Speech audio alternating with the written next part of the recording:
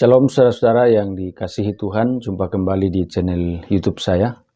Apa kabar saudara-saudara? Saya terus berharap Bapak Ibu tetap dalam keadaan sehat, terus diberkati oleh Tuhan, damai sejahtera, sukacita di dalam Yesus Kristus. Amin. Kesempatan ini kita akan mendengarkan kesaksian dari seorang Muslim yang sejak dari kecil taat beragama, rajin belajar agama, rajin mengikuti kegiatan-kegiatan agama. Nah, bahkan sampai ia pernah juara lomba asan, dia juara lomba ngaji. Ya, ini sesuatu yang luar biasa. Kedua orang tuanya Islam, saudara-saudaranya Islam, bahkan semua keluarganya Islam. Tapi sungguh luar biasa saudara-saudara, ia dijamah oleh Tuhan, dipanggil oleh Tuhan untuk menjadi pengikut Kristus. Dan kita percaya saudara-saudara bahwa Tuhan sendirilah yang menghendaki agar Muslim ini menjadi pengikut Kristus, jadi diselamatkan oleh Tuhan. Dia sudah menerima kebenaran sejati. Ia tidak akan binasa, melainkan beroleh hidup yang kekal. Karena kita mengimani bahwa hanya di dalam Yesus Kristus saja ada keselamatan, dan di luar Kristus itu tidak ada keselamatan. Ya, sebagaimana di dalam Kisah Para Rasul 4 ayat 12 dikatakan, dan keselamatan tidak ada di dalam siapapun juga, sebab di bawah kolong langit ini tidak ada nama lain yang diberikan kepada manusia yang olehnya kita dapat diselamatkan. Semoga ini bermanfaat dan selamat menyaksikan. Jadi nama saya Hemi, panggilannya. Di nama lengkap saya itu ada Muhammadnya. Jadi beberapa tahun yang lalu saya berasal dari orang tua dengan beragama Islam. Bapak saya almarhum Islam, ibu saya Islam, otomatis saya pun Islam. SD saya sekolah di Al-Azhar Jakarta Selatan ya. Al-Azhar Pusat Jakarta Selatan. Di sana saya pun dulu juara lomba azan. Ya saya tipe orang yang suka dengan kerohanian. Kegiatan keagamaan saya ikut, rohis saya ikut, ngaji. Saya pernah juara azan, juara ngaji. Itu di sekolah dulu di SD. Nah, seiring perjalanan waktu, saya mau kenal Tuhan. Jadi timbul, ini udah bukan SD ya, jadi seiring saya sudah mulai dewasa, saya bertanya-tanya, banyak agama ya, banyak kepercayaan. Dan pada saat itu kan, saya taunya, oh berarti beruntungnya saya ya, saya beragama ini, saya sudah dipilih. Saya sudah dipilih, berarti saya pernah tanya ke Tuhan saat itu, yang saat itu saya panggil Allah. Jadi ya Allah, kalau saya beruntung begini, saya juga mau orang-orang di luar yang non-muslim, bagaimana caranya mereka selamat. Karena yang saya tahu saat itu, yang selamat itu kan orang Islam. Nah jadi, saya beruntung karena orang tua saya Islam. Kalau orang tua saya Buddha, otomatis saya Buddha. Kalau orang tua saya Kristen, otomatis saya Kristen. Berarti kan agama yang saya pegang sekarang ini, tanpa saya pertanyakan, itu turunan dari orang tua. Nah, jadi saya bertanya saat itu. Saya pernah nanya ke ustadz atau ke orang lain. Ya, nanti kalau kita mati, yang penting tetap bertahan pada agama Islam. Sekalipun kita berdosa, kan kita ditimbang, akan dihisap. Kalau dosa kita lebih banyak, itu akan disucikan. Masuk neraka dulu, disucikan, lalu diangkat ke surga. Terus bagaimana kalau orang lain? Padahal dia amalnya banyak loh. Kayak saya suka lihat di TV atau kegiatan amal, charity, itu kan saya lihat banyak juga orang yang bukan Islam. Terus saya tanya, apakah mereka diperhitungkan juga? Wah, katanya saya dengar amal mereka seperti debu. Jadi mau gimana pun baiknya, mereka tetap masuk neraka karena bukan agama Islam. Nah di situ saya merasa kok nggak adil ya. Ya Allah, emang kenapa begini ya? Kenapa nggak adil?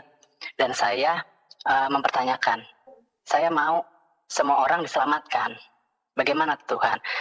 Nah, jadi seiring berjalan waktu, saya terus mencari, saya mau tahu, dan saya pun belajar ketika dulu Allah menciptakan alam semesta, lalu dia bersemayam di atas arsy.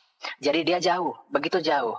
Entah bagaimana saya nggak cukup dengan sholat 5 waktu, saya tiap malam tahajud, sampai sholat duha juga, itu saya selama bertahun-tahun itu nggak cukup 5 waktu, saya selalu dengan sholat-sholat sunat yang lainnya, saya pun jalanin. Tapi tetap ada di hati ini, entah kurang puas atau nggak ada yang bisa mengisi kekosongan. Nah, jadi ketika saya mencari, sampai satu ketika saya kuliah di Jakarta, ketemulah ada satu cewek nih, jadi saya suka sama cewek ini. Nah, dia kebetulan agamanya Kristen. Nah, dalam pencarian saya deketin cewek ini. Dalam hati saya emang nggak apa-apa nih, ntar kalau pacaran beda agama. Ya namanya suka, terobos aja. Jadi ya saya deketin dia, Dalam pertanyaan saya kan hati saya lagi mempertanyakan Tuhan. Saya coba tanya sudut pandang orang Kristen gimana sih cara mereka beribadah, cara mereka punya hubungan sama Tuhan. Ibadahnya gimana sih? Terus satu poin yang saya dapat dari orang Kristen, dari cewek ini yang saya deketin dulu, dia bilang, tanya Tuhan aja, tanya Tuhan gimana? Ngobrol aja. Nah, di situ saya nggak nangkep. Kok Tuhan bisa diajak ngobrol? Emang kita bisa ngobrol sama Tuhan? Karena pada saat itu pemahaman saya ya kalau saya mau, saya sholat istiqoroh, saya sholat dalam sujud terakhir, saya meminta sama Tuhan. Ya saya minta apapun yang saya impikan, apapun yang saya mau, saya naikkan semua dalam doa saya, dalam sholat. Tapi kok ini bisa tanya Tuhan? Sampai akhirnya dalam satu kekosongan saya merasa, oh Tuhan itu emang ada. Tuhan itu ada, tapi dia udah menciptakan dunia ini dengan semua sistemnya, semua berjalan dengan baik, tanpa dia harus campur tangan lagi. Kayak misalnya bumi berputar, nggak perlu diatur-atur lagi sama Tuhan. Atau siklus air dari awan, hujan, turun ke laut. Dari laut menguap ke awan lagi, itu nggak perlu diatur sama Tuhan. Karena di dunia ini sudah ada hukumnya. Oh, jadi Tuhan itu ada, dan dia cuma nonton dari atas arsy itu. Dan dia melihat manusia yang berdoa, wah ini ada doa, kabulin. Oh ini berdoa, kabulin. Jadi saat itu saya memperbanyak ibadah dengan harapan lebih cepat dikabulin. Tapi tetap aja kosong. Nah, setelah saya ketemu, akhirnya saya memutuskan untuk istilahnya itu agnostik kali ya. Saya juga belajar, dalam pencarian saya belajar filsafat, psikologi, dan segala macam untuk mengerti tentang kehidupan ini, alam semesta ini, tentang manusia, segala macam saya cari. Tapi ternyata titiknya di cewek Kristen ini. Nah, singkat cerita saya nekat mau deketin dia. Kalau ada satu kesempatan, saya mau doktrin dia nih. Saya mau doktrin, lu tuh salah, yang benar itu Islam. Nah, di sini saya nggak bilang saat itu dan sekarang ini saya nggak bilang Islam itu salah, karena kita percaya pada Bapak yang sama ya, Ibrahim. Nah, cuman saat itu saya mau bawa dia ke Islam. Wah, tenang aja kan bisa saya Islamin dia. Saya pada saat itu ya merasa punya pengetahuan yang cukup lah, karena saya kan senang mendalami agama, kerohanian. Terus ternyata ketika saya mulai hampir keluar, mungkin bapak yang sebenarnya, bapak di surga, nggak mau anaknya ditarik, justru dialah yang datangin saya. Jadi suatu hari dalam proses saya PDKT sama cewek itu, ketika pulang kuliah saat itu, saya lagi kecapean. Saya ketiduran di bangku malam-malam.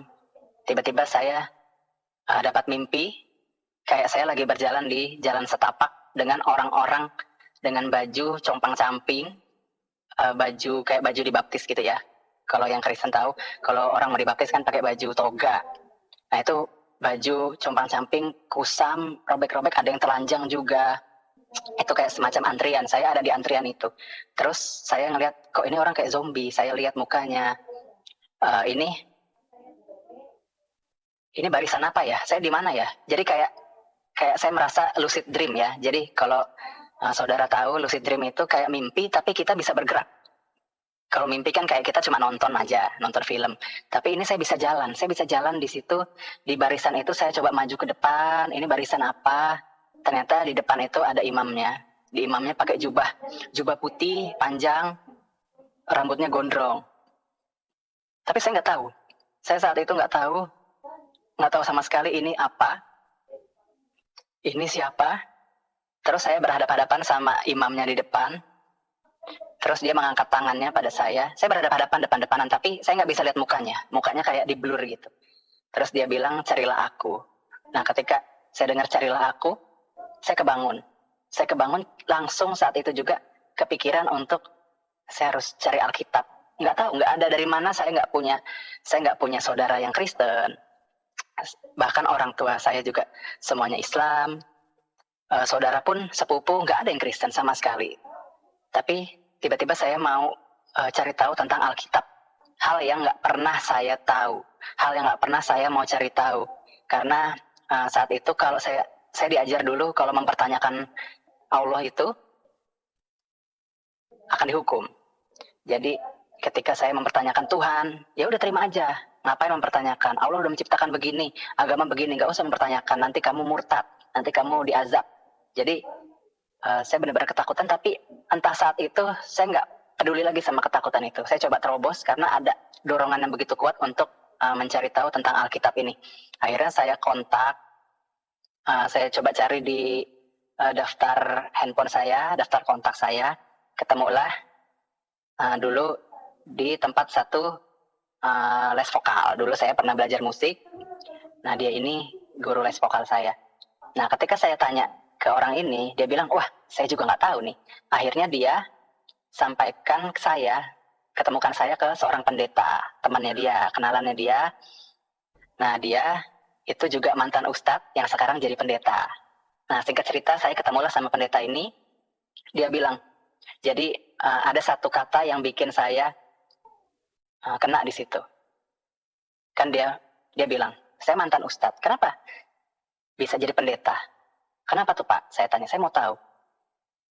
Kamu kan katanya tahu agama. Kalau kita lihat di Al-Quran, semua nabi bilang Allah berfirman. Itu pihak ketiga kan, pihak ketiga. Tapi cuma Yesus yang bilang, aku berkata kepadamu. Nah, di titik itu, saya jadi dapat, oh iya ya, semua nabi bilangnya, selalu bilang Allah berfirman. Karena dia adalah utusan, pihak ketiga. Cuman Yesus yang bilang, aku berkata kepadamu. Nah, di detik itu juga, saya langsung ada sesuatu di hati saya kayak klop.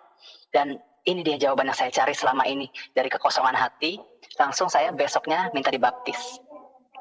Nah, dan itu saya dibaptis 2014. Nah, setelah itu, perjalanan itu, ya tentunya orang tua nggak setuju. Jadi kan ketika kita masih berapi-api, kita nggak tahu. Waktu itu saya bawa Alkitab, ketahuanlah sama orang tua. Kamu ini Kristen ya? Nah, terus saya langsung bilang, iya. Oh, kamu? Nah, saya mau baju saya udah langsung di-packing tuh.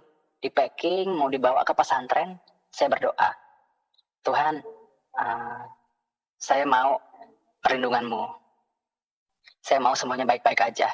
Nah, entah kenapa itu Roh Kudus bekerja. Jadi tiba-tiba besoknya orang tua saya nggak jadi maksa saya bawa ke pesantren. Akhirnya ya udah mungkin kamu lagi belajar macam-macam lah. Mungkin kamu lagi belum ngerti ya, kamu dalami lagi agamanya, cari lagi yang benar. Oh ya udah. Cuman kan maksud dia dalami lagi agama yang sebelumnya. Tapi saya nangkapnya, oh ini perkataan Tuhan, dalami lagi untuk iman saya yang sekarang. Ya udah, jadi ya saya minta, ya udah Tuhan, saya ingin mendalami lagi. Singkat cerita, semua berjalan baik-baik aja sampai satu ketika saya ketemu Bapak Rohani saya pernah ke gereja ini, gereja itu, dan awalnya saya melihat sama aja.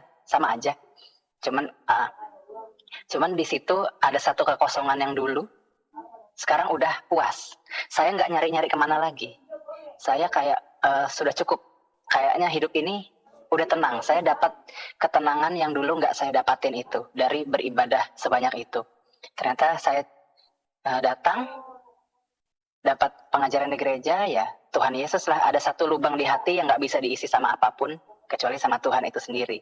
Karena ketika kita jatuh dalam dosa, keberadaan Tuhan dalam hati kita itu terlepas. Hadiratnya Tuhan lepas. Jadi hal itu cuma bisa dikembalikan sama Yesus.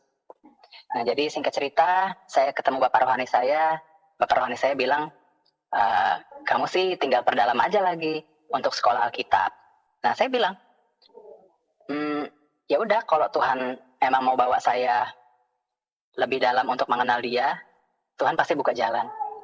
Nah, itu jadi mujizat-mujizatnya. Jadi ada 3 checkpoint dalam hidup saya yang menjadi titik balik saya dalam hidup saya ini.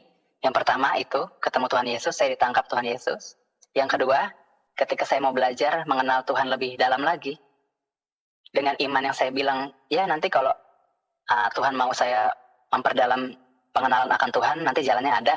Tiba-tiba ada teman saya mensponsorin saya untuk sekolah Alkitab.